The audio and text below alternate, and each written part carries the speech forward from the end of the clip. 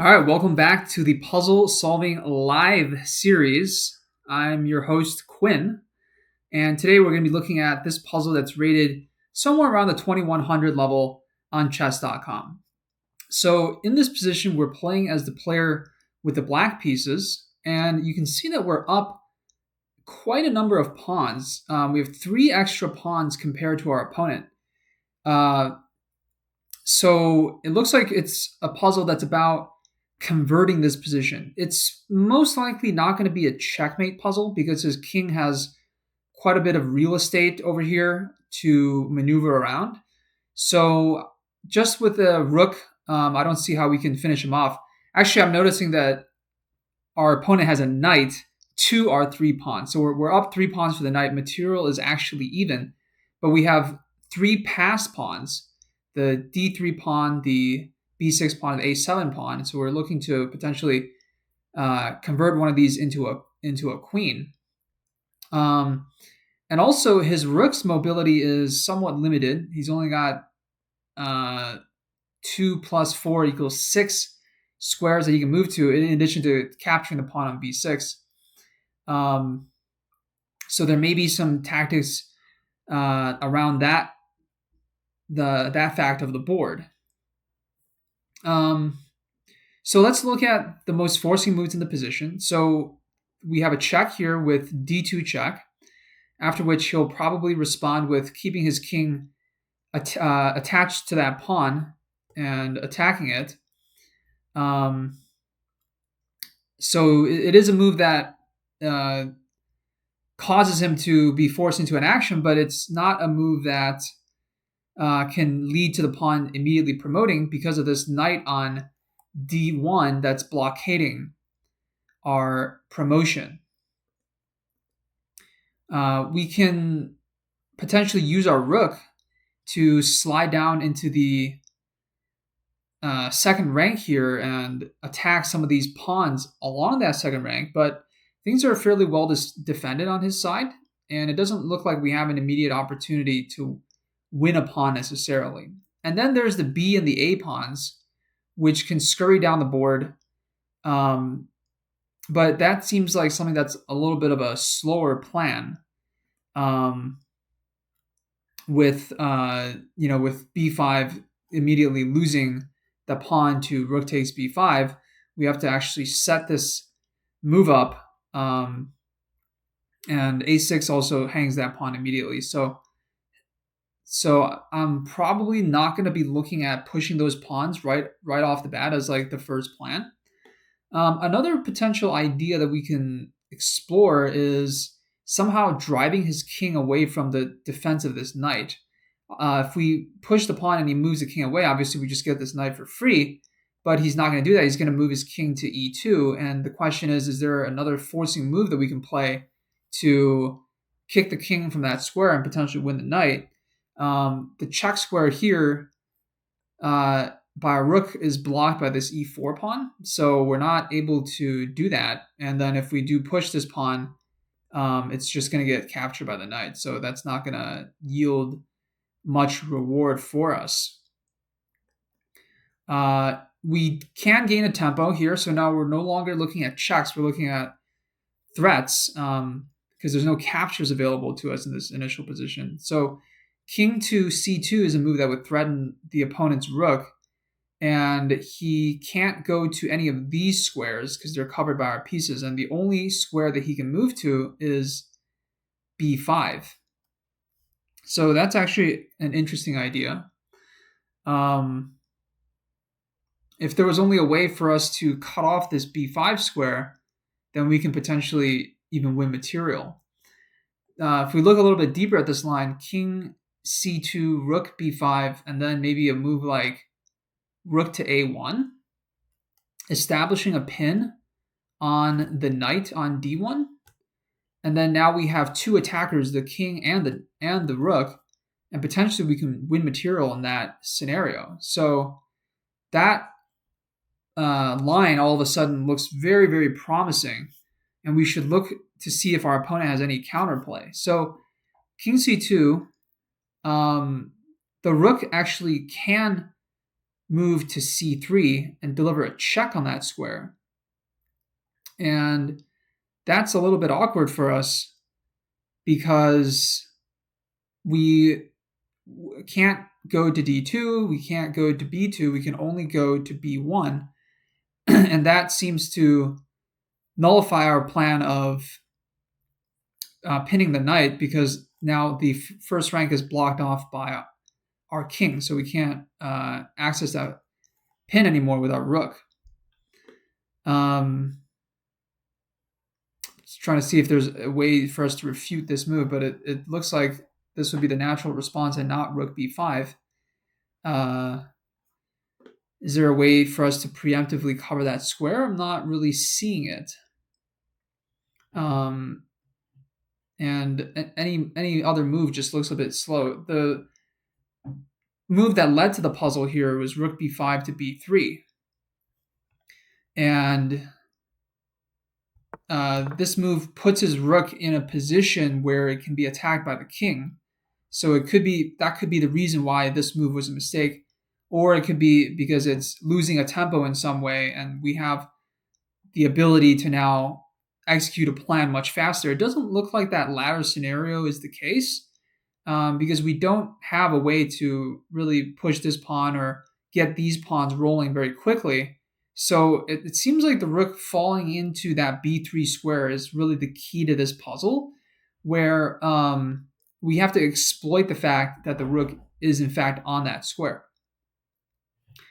If we go d2 check and then we go king c2, he still has this idea of rook c3. And rook c3 really is like the main problem that we have to deal with. Another potential idea is to play rook a1 first. He can't move his king because we'll just take the knight. And he can move his knight, though, technically, but he would lose a rook in that case, because we would go king c2. That's a discovered check, a pretty rare one to move the king out of the way and discover a check. And then we would be attacking the rook with our king. So that would pick up material if you were to move the knight. Rook a1 also, he could go knight to b2. He could go knight to c3. I think both of those moves would also lose to king to c2 check.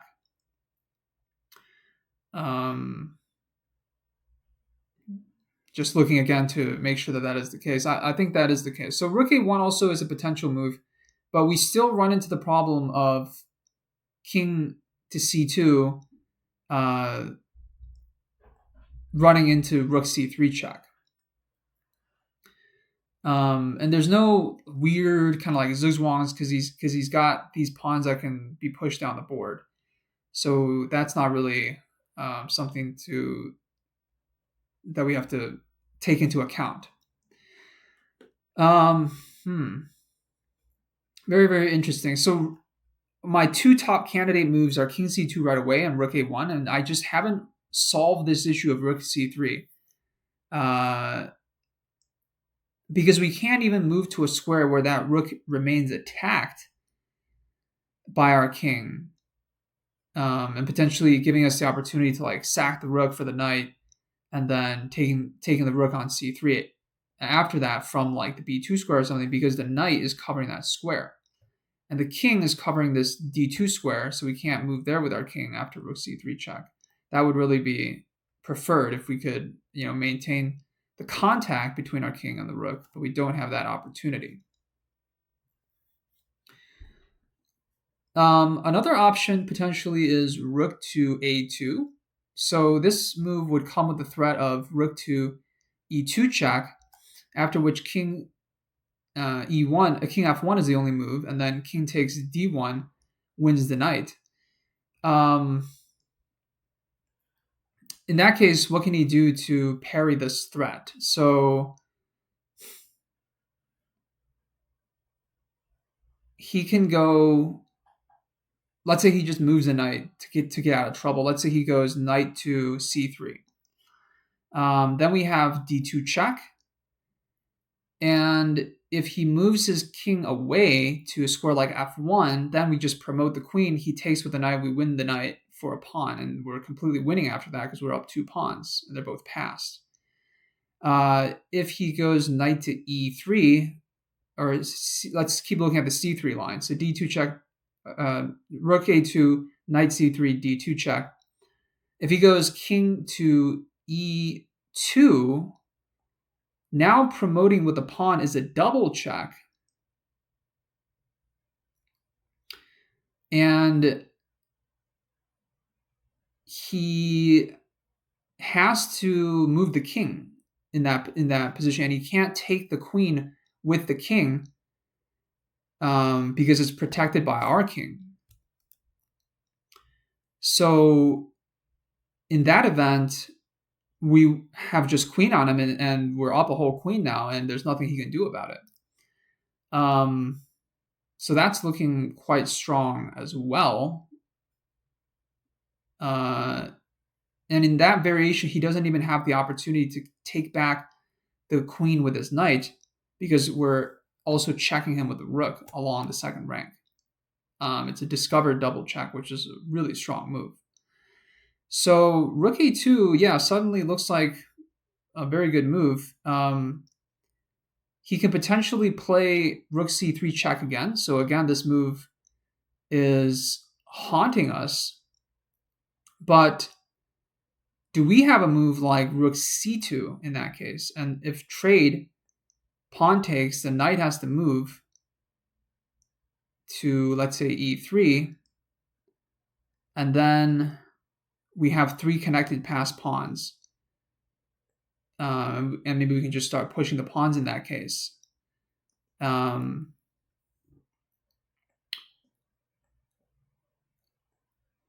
Rook c2 takes, hit the knight, and then maybe he goes knight e3. We move the king over to promote the pawn. And then he gets his king over, and he can't stop this promotion. So that looks pretty strong as well. So rook c3 looks like it can actually be countered. The other option is for him to not take, but he's almost completely out of moves in that case. So that move is looking quite good. Let's just look at this a little bit deeper. So rook a2, rook c3 check, rook c2, and then maybe he can't move the knight, he can't move the king. So, and if he moves the rook, we just go rook e2 check. Our rook is actually pinned by his rook to our king. So his only move is to actually like make a pawn push or something like that. And then we can start pushing this pawn down the board because he's like completely stuck in this position. It's like a pseudo zugzwang where he can't actually move. And then we just keep pushing this pawn. And that looks very strong. So that's if he goes rook c3 check. So after looking all of that over and taking those variations into account, I'm almost completely ready to make this move.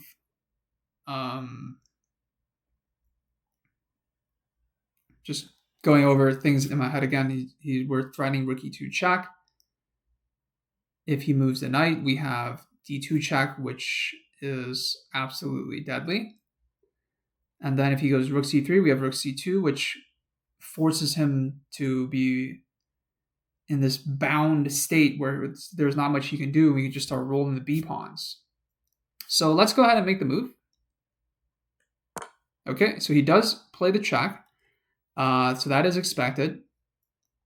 And now I think losing contact with a knight would be a mistake. That would release the tension from the position and kind of make our whole idea here go to waste. I think rook c2 is a move that we have to play in order to keep the tension in the position and actually create this additional effect by attacking the rook on c3 and holding his knight hostage on d1 as a result. So let's make that move. And that is correct as well. His rook goes to a3 to avoid any sort of exchanges. And now I think we can go rook e2 check and force his king out of the way. And then we take this knight and our rook is protected by this pawn, so we don't have to worry about any sort of a check that causes our king to lose contact with the rook, or any sort of tactic that's going to cause us to lose a rook. Let me just think about that again. So rook a1 check, king to the second rank, and then rook a2 check, and then the king, let's say king goes to c3, rook takes rook, pawn takes rook, so we're good. Okay, so let's give the check, and that's the end of the puzzle. Yeah, awesome. So then we win the knight. It didn't show us all the way to the last move, but the king moves and then we take the knight, and we're up 3 pawns and just totally dominating that position. So hope you guys have enjoyed. That took about 15 minutes. The last 3 videos have been really long. But yeah, hope if you've made it through, I congratulate you, and I will see you tomorrow with another puzzle.